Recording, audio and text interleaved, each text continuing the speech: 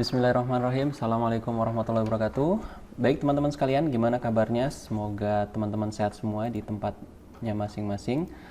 Baik, kita akan lanjutkan materi yang ke-19 yaitu tentang function ya teman-teman ya. Kita akan materi baru yaitu tentang function. Baik, kita sudah sediakan di sini file HTML dan JavaScript-nya. Baik, ada dua cara untuk membuat function di JavaScript ya. Sebentar saya share dulu slide-nya. Jadi function ya di JavaScript kekinian. Apa sih function itu? Function adalah reusable block of code. Jadi blok kode yang dapat dipakai berulang-ulang. Jadi kita dapat menyimpan blok kode yang memiliki tugas tertentu dan kita dapat memanggilnya kapanpun kita mau. Contoh ya, sebetulnya ketika kita belajar di tutorial sebelumnya kita sudah menggunakan function sebetulnya, dan itu adalah function bawaan dari JavaScript. Contoh, salah satu function bawaan JavaScript adalah function replace ini ya. Function replace, misalkan kita buat variable text dengan isinya string, kemudian replace ini akan mengganti string yang kita cari menjadi string baru seperti ini. Jadi ini adalah sebuah function bawaan dari JavaScript, langsung kita bisa pakai. Kemudian selanjutnya, contoh selanjutnya adalah misalkan kita punya sebuah array guru pembelajar, channel belajar, ini ya. Kontennya adalah guru pembelajar, channel belajar, isi dari array-nya. Kemudian kita coba join isi dari array ini, elemen array ini menjadi sebuah string dengan metode join, dengan function join ini. Dan nanti dipisahkan dengan spasi ya, guru spasi pembelajar spasi channel spasi belajar. Nanti jadi sebuah string ketika di konsol di log di konsol ya, array string ini akan menjoin elemen array coba ini menjadi satu string tapi dipisahkan dengan spasi. Begitu ya teman-teman ya. Jadi sebetulnya kita sudah menggunakan function di tutorial sebelumnya, tapi kita sekarang ingin membuat function sendiri nih ya. Oke, baik, kita langsung ngoding aja. Kita langsung ngoding aja seperti ini. Klik. Oke. Baik, cara membuat function yang pertama adalah function declaration. Yang kedua, function expression. Ya, yang pertama ya, kita akan membuat function dengan cara biasa. Function, misalkan function hello. Seperti ini ya, function hello, kemudian buka kurung, kemudian kurung kurawal, buka kurung dan tutup kurung, kemudian kurung kurawal. Nah, ini di sini adalah blok kode yang akan dijalankan ketika function ini dipanggil. Nah, misalkan console.log hello, apa kabar? Gitu ya. Nah, seperti ini. Ya. Jadi ini kita membuat function dengan keyword function, kemudian nama functionnya apa, kemudian buka kurung tutup kurung, kemudian bracket ya, curly bracket, kemudian console.log hello apa kabar. Jadi yang ada di dalam curly bracket ini yang akan dijalankan ketika function hello ini dijalankan, di invoke ya bahasanya. Kalau kita save, ternyata tidak keluar apa-apa teman-teman ya. Tidak keluar apa-apa di konsol karena function ini baru kita deklarasikan saja, belum kita jalankan atau belum kita invoke ya, belum kita invoke. Baik, cara menjalankannya adalah kita taruh di bawah sini hello, kemudian buka kurung, tutup kurung, kemudian titik koma. Kita save ya. Tuh, muncul kan? Hello apa kabar. Jadi hello ini, buka kurung tutup kurung ini adalah untuk menjalankan function di atas ya.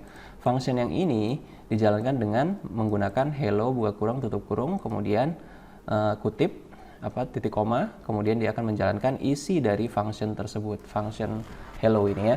Oke, nah enaknya function adalah tadi seperti di pengertian di slide ya. Function itu kan untuk blok kode yang dapat dipakai berulang kali kan. Nah, ini kita bisa copy ke bawah seperti ini. Kemudian kita siapkan konsolnya dulu, kemudian kita save. Kita memanggil 3 kali function hello, kemudian hasilnya adalah 3 kali juga. Hasil dari function hello itu akan tampil di konsol sebanyak 3 kali juga sesuai dengan yang kita panggil ini. Ya. Jadi simple ya. Simple sekali, jadi kita punya blok kode, kemudian dipanggil berulang-ulang bisa di dalam baris kode kita. Itu adalah function. Baik, itu adalah menggunakan function declaration. Kita akan menggunakan function expression nih. Apa tuh function expression? Function expression itu sama aja kalau kita bikin const. Misalkan const hello sama dengan kemudian function buka kurung tutup kurung, kemudian seperti ini. Nah, ini adalah membuat function expression. Coba kita buat yang sama saja. Log. Hi guys. Ya. Kemudian ini kita matiin dulu, matiin. Kemudian hello. Ini dimatiin. Simpan.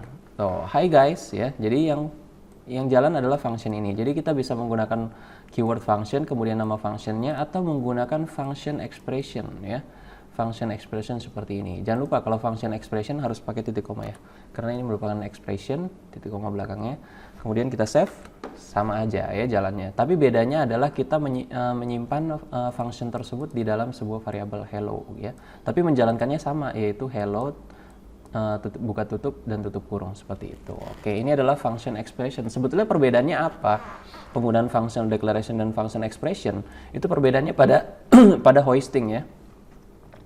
Perbedaannya pada hoisting, jadi kalau function declaration itu akan di-hoist, akan dinaikkan oleh JavaScript ke barisan paling atas, sedangkan function expression itu tidak di-hoisting. Ya, tidak di-hoisting ya. Hoisting ya. Jadi nanti ada konsep hoisting di JavaScript. Jadi kalau function declaration itu akan di-hoist, dinaikkan ke baris paling atas di kode kita, sedangkan sebuah function expression yang merupakan sebuah const atau variabel itu tidak akan di-hoisting, tidak akan dinaikkan ke bagian paling atas oleh JavaScript. Contohnya apa nih? Contoh misalkan ini function declaration ini kita pindahin ke bawah. Nah, seperti ini kita matiin dulu ya. Kita matiin dulu. Nah, kita pertama nge-invoke functionnya dulu, baru di bawahnya ada deklarasi functionnya. Kalau kita save, tuh tetap ya bisa jalan ya, Padahal functionnya ada di bawah, deklarasi functionnya ada di bawah, sedangkan kita menginvoke atau menjalankan functionnya adalah di baris sebelumnya. Jadi si JavaScript ini menghoist ini ke atas, ke bagian atas baris kode. Jadi nggak masalah. Jadi menurut JavaScript ini akan tetap berjalan karena function hello ini sesungguhnya akan berada di atas oleh JavaScript secara otomatis. Walaupun di dalam kode kita si function ini berada di bawah, ya enggak. Jadi kelebihan dari function declaration adalah seperti itu ya. Dia akan di-hoist ke atas walaupun dia ada di bawah. Dia akan ditaruh di top of the code ya by JavaScript. Oke. Sedangkan kalau kita nyalain kemudian kita pindahin ke bawah sini. Ini dimatiin dulu function declaration-nya. Kemudian kita save. Error ya. Cannot access hello before initialization. Ya iya, karena kan ini kan expression ya. Jadi expression itu harus dideklarasikan dulu baru dipakai. Sedangkan ini di-invoke dulu, dipakai dulu baru dideklarasikannya. Jadinya error ya. Jadi kalau kita bikin function dengan menggunakan function expression harus hati-hati nih. Function expressionnya harus sebelum kita menjalankan functionnya. Jangan invoke functionnya dulu baru kita deklarasikan dengan menggunakan function expression. Oke. Baik, tapi untuk tutorial kita akan memakai function expression ya.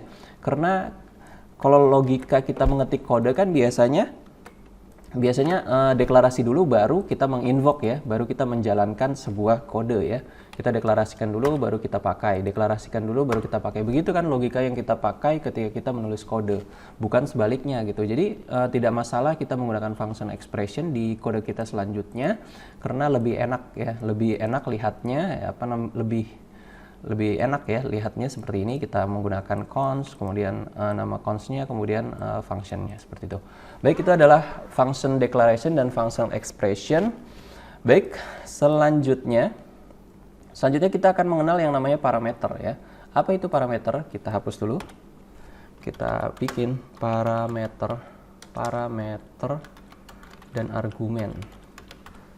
Ya, parameter dan argumen dalam function. Jadi function ini sebetulnya kita bisa menginput ya, memasukkan nilai ke dalam functionnya. Contoh, kalau bahasa Inggrisnya adalah passing value to the function ya.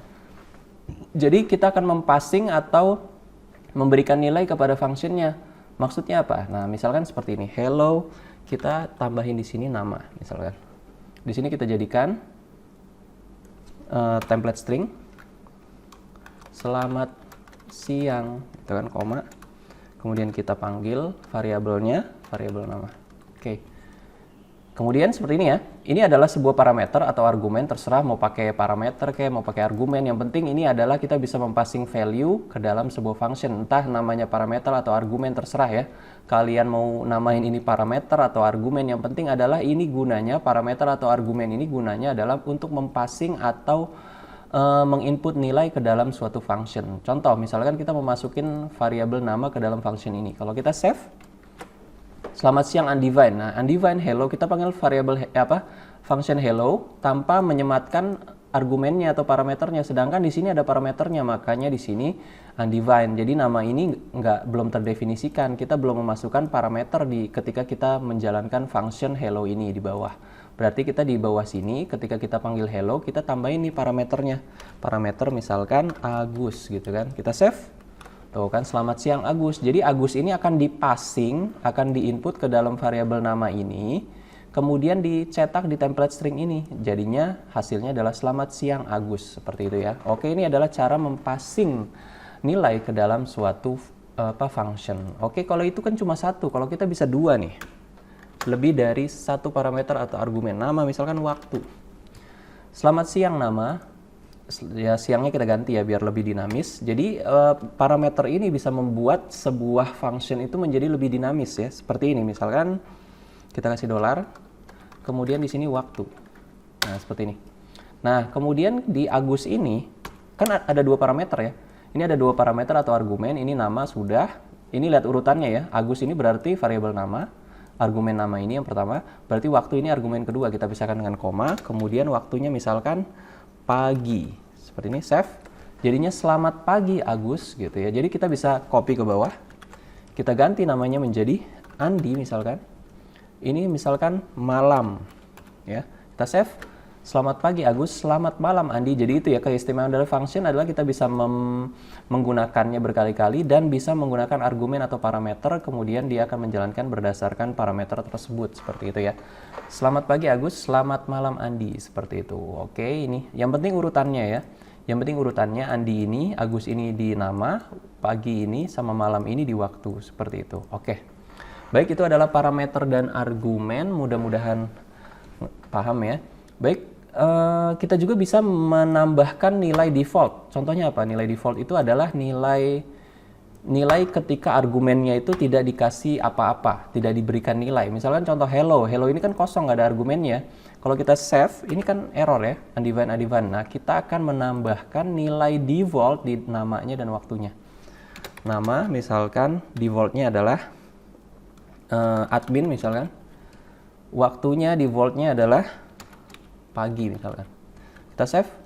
Nah, kalau kita tidak memasukkan parameter atau argumen ketika memanggil function hello, dia akan memanggil argumen yang default, yaitu admin dan pagi gitu. Selamat pagi admin jadinya. Nah, tapi kalau kita isi di sini misalkan selamat pagi Agus, misalkan siang, nah ini ganti selamat siang Agus. Jadi nama defaultnya ini nggak terpakai lagi karena kita sudah memasukkan parameter ketika kita manggil function hello, seperti itu ya. Jadi yang nilai default ini terpanggil ketika kita nggak memasukkan apa-apa di parameternya. Seperti itu teman-teman. Oke, itu adalah parameter ya dan argumen di JavaScript. Oke, mudah-mudahan paham ya. Baik, selanjutnya kita hapus dulu. Baik, selanjutnya adalah kita akan mengenal yang namanya returning a value. Jadi di sebuah function kita bisa mengembalikan nilai. Contohnya apa? Jadi misalkan saya hapus dulu. Saya punya misalkan sebuah function namanya luas segitiga sama dengan function. Ini functionnya punya alas, punya parameter aras dan tinggi.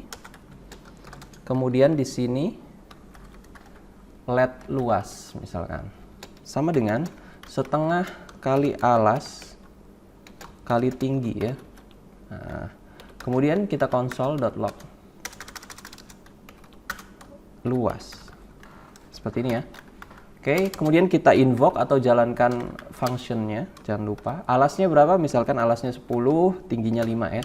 Jadi ini dua parameter ini adalah parameter alas yang pertama 10, ini 5 ya. Jadi otomatis nanti 10 dimasukin ke sini, nanti dikaliin sama dia, 5 dimasukin di tinggi, tingginya dikali sama alas, dan seterusnya di konsol log, dan seterusnya. Kita save, hasilnya ada 25 ya, hasilnya ada 25. Nah, permasalahannya adalah bagaimana cara kita menyimpan angka ini, hasil perhitungan LED luas ini, di dalam suatu variabel sehingga kita bisa gunakan lagi tuh hasil dari perkalian luas segitiga ini di dalam, misalkan di dalam perhitungan yang lain di kode berikutnya gitu. Nah, caranya adalah kita mereturn hasil dari sebuah function ini menjadi sebuah nilai. Contohnya seperti apa? Kita hapus dulu yang baris keempat, kita return dulu luas seperti ini ya. Nah, kemudian di sini luas segitiga, kalau kita save, ini nggak akan keluar apa-apa. Kenapa? Karena dia sudah mereturn nilai, bukan return hasilnya ya, mereturn nilai. Nah, gimana caranya kita bisa melihat nilainya atau menggunakan nilainya? Yaitu kita menyimpan hasil dari function luas segitiga 10,5 ini ke dalam sebuah variabel. Contoh, cons luas. Seperti ini ya. Kita save, belum ya. Kalau kita save, dia baru nyimpan ke luas, belum kita cetak. Kita cetak dulu di konsol luas seperti ini. Oke, kita save. Tuh, sama kan 25. Nah, seperti ini ya. Seperti ini. Sebetulnya ini bisa kita persingkat lagi nih. Kita bisa persingkat lagi ya. Ini variabel luasnya nggak mesti harus sama dengan ini dalam sini. Misalkan variabel A juga bisa. Contoh aja ya, nggak mesti sama yang variabel sini dengan di dalam sini ya. Ini kan nggak ada hubungannya yang ini dengan yang ini ya. Yang ini dengan yang ini nggak ada hubungannya. Yang ini cuma menyimpan, yang ini cuma menyimpan hasil dari ini ya. Oke, kita save, sama aja hasilnya 25 ya, mau variabelnya namanya apa. Oke, luas ya ini ya, luas. Nah, ini kita bisa persingkat lagi menjadi, ini dihapus, jadi seperti ini, return. Nah, kemudian langsung expressionnya aja, langsung perhitungannya aja di sini ya. Nggak pakai sama dengan, langsung begitu saja. Hasilnya adalah sama. Kalau kita save, Ctrl S atau file simpan, hasilnya sama, 25. Nah, ini kodenya lebih clean ya, lebih rapi, lebih ringkas dibanding yang tadi, ya nggak? Oke, keistimewaannya apa returning of value ini? Jadi kita bisa menyimpan ini di variabel yang luar, variabel global, sehingga kita bisa pakai. Contoh, misalkan kita punya function yang lain, fungsi lain di sini, ya. Seperti ini. Ya, kita punya fungsi lain. Nah, fungsi lainnya ini menerima parameter dari luas ini. Kita ketik sini ya, luas gitu ya. Jadi bukan begini ya. Ini kan variabel lokal ya. Maaf saya salah. Ini misalkan params gitu ya. Ini misalkan params parameter ini lokal ya di dalam fungsi lain. Kemudian ketika kita manggil fungsi lain, nah, fungsi lainnya itu mendapatkan nilai, kita ambil nilainya dari variabel yang sudah kita simpan dari hasil dari cons luas segitiga ini. Berarti ini luas. Berarti variabel luas yang hasilnya 25 kita pakai lagi di fungsi lain nih. Nah, seperti itu ya. Jadi returning a value itu contohnya seperti itu. Jadi kita bisa memanfaatkan hasil dari function lain dengan menggunakan return, disimpan di variabel. Kemudian hasil dari variabel itu kita bisa pakai di fungsi yang lain seperti ini. Ini adalah returning a value ya di function di JavaScript. Oke. Mudah-mudahan paham ya, itu adalah returning a value di JavaScript. Oke. Baik, selanjutnya adalah kita akan mengenal yang namanya arrow function. Oke, kita bedain dulu, kita enter di sini. Fungsi biasa ya, fungsi biasa kan seperti ini ya. Hello function. Kemudian gini, seperti ini ya, console.log. Hi guys, gitu ya. Ini adalah function biasa. Nah, kalau arrow function, kita akan mengkonversi ini menjadi arrow function. Arrow function itu function yang bentuknya lebih ringkas, lebih clean ya, lebih bersih, lebih ringkas. Contoh, misalkan kita akan membuat sebuah function yang sama ya. Nah, seperti ini. Ini arrow function. Nah, seperti ini ya. Jadi yang ini dipersingkat jadi kayak begini ya. Jadi sama dengan garis lebih dari atau lebih dari ya. Kemudian kurung kurawal. Nah, ini console.log. Nah, seperti ini console.log. Hi guys. Hi guys. Nah, ini sama aja nih. Ini sama aja ya. Ini menggunakan arrow function, ini menggunakan function expression ya enggak. Ini membuat function tapi menggunakan arrow function, yang ini function expression. Enakan yang ini ya, dilihat ya. Ini lebih ringkas kelihatannya. Kalau kita lihat, kalau kita invoke atau jalankan functionnya seperti ini hasilnya adalah hi guys, seperti itu. Ini bisa dipersingkat lagi. Ini bisa dipersingkat lagi ya. Misalkan ini kita seperti ini. Misalkan kode kita return gitu ya. Hi guys, string hi guys. Ini sama aja ya kalau kita save. Oke.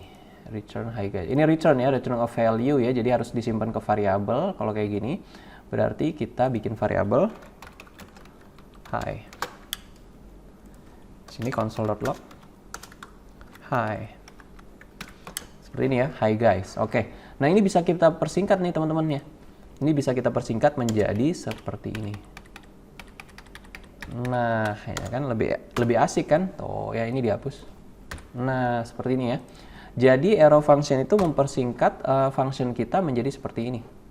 Lebih ringkas kan dibanding yang ini ya. Ini adalah arrow function. Jadi kalau arrow function seperti ini lebih ringkas, return-nya aja bisa dihapus, kemudian kita jalankan seperti ini jalannya. Oke. Misalkan ada parameter di dalamnya, params. Misalkan ada parameter. Kalau parameternya cuma satu, ini bisa kita hapus seperti ini parameter. Jadi dia memiliki parameter satu, parameter itu ya, parameter atau argumen yang tadi ya. Jadi ini kalau parameternya satu, kita bisa hilangkan buka kurungnya. Kalau parameternya 2, kita kasih ini ya, param 1, params 2. Nah, seperti ini ya. Kalau parameternya 2, kita harus mengapitnya dengan tanda buka kurung dan tutup kurung seperti ini ya. Kalau parameternya cuma 1, kita hilangkan aja kurungnya. Oke.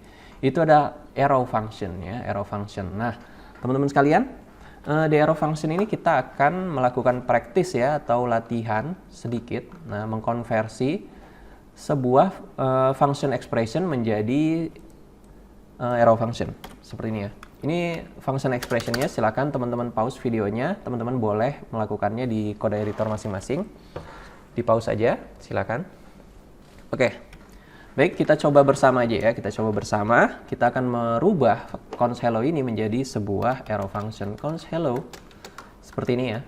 Oke, arrow function kurung perawal.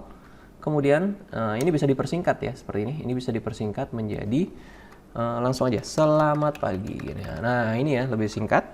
Ini function expression, ini adalah arrow functionnya seperti itu. Oke, singkat. Oke, ini kita akan melakukan perubahan dari function expression ini menggunakan arrow function di bawahnya. Oke, const tagihan ya sama dengan ini.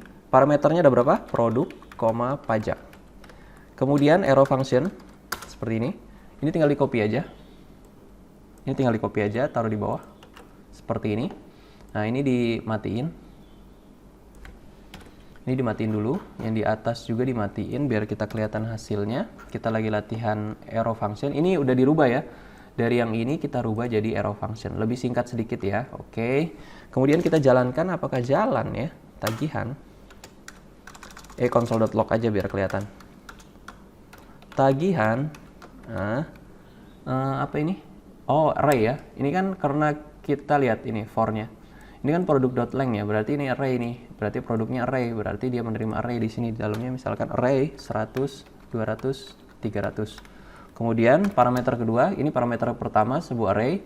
Parameter kedua adalah pajak ya di sini. Setelah koma kita isi pajak 0,5 titik ya, 0,5. Kemudian kita save. Tuh, seperti ini ya. Jalan ya. Jalan ya ini. Arrow function kita jalan ketika kita mengkonsol tagihan array kemudian pajaknya 0,5. Oke, seperti itu teman-teman. Itu adalah arrow function ya, arrow function di JavaScript. Mudah-mudahan paham arrow function. Oke, baik, kita lanjutkan. Yang selanjutnya adalah perbedaan antara function dengan method. Dengan method ya, function dengan methods. Baik, kalau function kan seperti ini ya, const hello. Kemudian ini kita pakai arrow function boleh. Selamat pagi. Seperti ini ya. Ini adalah function biasa menggunakan arrow function. Nah, kemudian kita di sini ada method. Ini adalah function ya. Kalau method seperti ini ya. Method itu misalkan hasil sama dengan kita bikin variabel dulu di atasnya. let nama misalkan Agus. Kemudian let hasil di sini berarti nama dot. Nah, method itu pernah kita kenal, misalkan method untuk merubah string menjadi huruf besar semua, uppercase ya, seperti ini. Nah, perbedaan function dengan method, kita kan lagi bahas itu ya. Nah, ini adalah methods ya. Let hasil, console.log dulu. Hasil. Seperti ini. Oke, kita save. Tuh, Agusnya jadi huruf besar semua ya, kapital. Ini adalah method, ini adalah function. Perbedaannya adalah kalau method sama menginvoknya atau menjalankannya menggunakan nama functionnya, kemudian buka kurung tutup kurung, tapi dia diikuti dengan nama objeknya atau nama tipe datanya ya. Ini kan objek ya, atau tipe datanya atau nama Agus ya kan, string. Kemudian kita to uppercase. Nah, ini adalah perbedaan methods dengan function. Kalau methods itu pasti diikuti objek atau data type-nya ya. Kalau function enggak, kalau function berdiri sendiri, kita bikin sendiri gitu ya. Nah, kalau kita bikin sendiri atau menginvoknya langsung begini ya. Dia berdiri sendiri menginvoknya ya. Kalau method menginvoknya harus ada data type-nya atau objeknya di depannya, kemudian diikuti dengan titik, kemudian menjalankan metodenya seperti itu. Itu perbedaan function dengan method ya teman-teman. Beda, tapi sama-sama function ya, sama-sama block of code yang bisa kita reuse lagi, bisa kita ulang kembali penggunaannya seperti itu. Baik, itu adalah perbedaan antara function dengan methods teman-teman.